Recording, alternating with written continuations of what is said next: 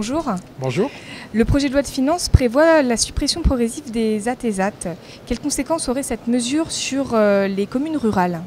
Oui, malheureusement, c'est une confirmation. Et au niveau de l'Association des maires de France, on a vraiment essayé que cette chose ne disparaisse pas, parce que c'était une aide aux communes qui était très importante. Eh bien, les maires ont le sentiment qu'ils sont un petit peu laissés seuls, qu'on ne les soutient pas, et ils vont avoir des difficultés à monter leurs projets. Alors, puisque la TESAT, on nous dit retournez-vous vers le privé, sauf que sur des tas de petits projets, le privé ne répond pas, où il y a des dépenses qui sont plus importantes que les communes ne peuvent pas assumer. Donc, eh bien, tout simplement, il va falloir trouver un moyen de substitution, c'est-à-dire qu'une nouvelle fois, ce sont les autres collectivités qui vont se substituer. Sur mon département, le Conseil général a décidé de mettre en place une structure par convention avec les communes. Voilà, avec les techniciens qui seront des techniciens du département. Et je pense qu'ailleurs, sur les agglos, les intercommunalités, on va s'organiser nous-mêmes, ce qui est quand même dommage, parce que ce rôle de l'État qui disparaît, qui était gratuit, qui amenait un plus aux communes, je pense qu'il aurait fallu le maintenir. Bon, on n'a pas réussi à convaincre, c'est bien dommage. Concernant l'acte 3 de la décentralisation, selon vous, la place des petites communes est-elle menacée dans les futures métropoles?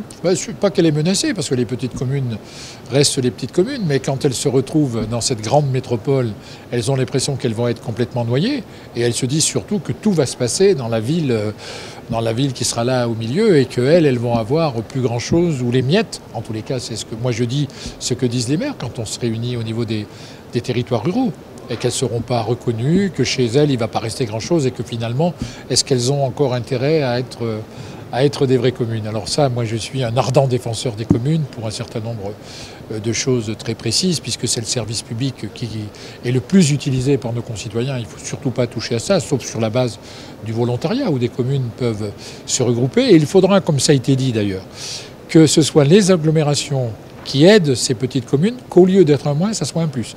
Mais ça, c'est pas gagné. Il va falloir convaincre de ça, il va falloir bien établir les règles du jeu, voir ce qu'on peut faire, pas sur chacune d'entre elles, mais peut-être en tous les cas, comment on peut répartir les choses pour que ce ne soit pas uniquement les villes-centres qui aient tout et qu'il n'y ait rien dans les communes à côté.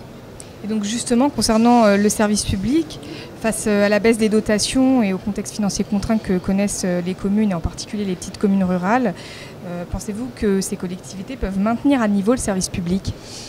Alors ça dépend de ce qu'on appelle niveau de service public, mais je disais à la ministre qui était là cet après-midi et qui grosso modo disait à un moment donné, il est normal que les plus grosses communes aient des dotations plus importantes parce qu'elles ont plus de besoins. C'est vrai.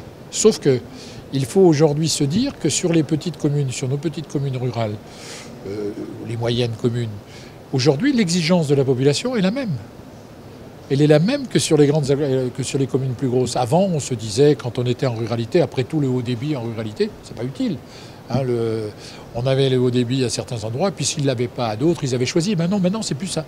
Les services, les gens, ils les veulent, qu'ils soient dans une petite commune ou dans une grande commune, ils les veulent de la même façon au même endroit. Donc je crois qu'il faut tenir compte de ça. Et seules, là, c'est clair, les petites communes n'auront pas les moyens de maintenir ça. Donc il faudra mutualiser les choses et surtout bien se dire quelle est l'égalité du citoyen devant tout ça.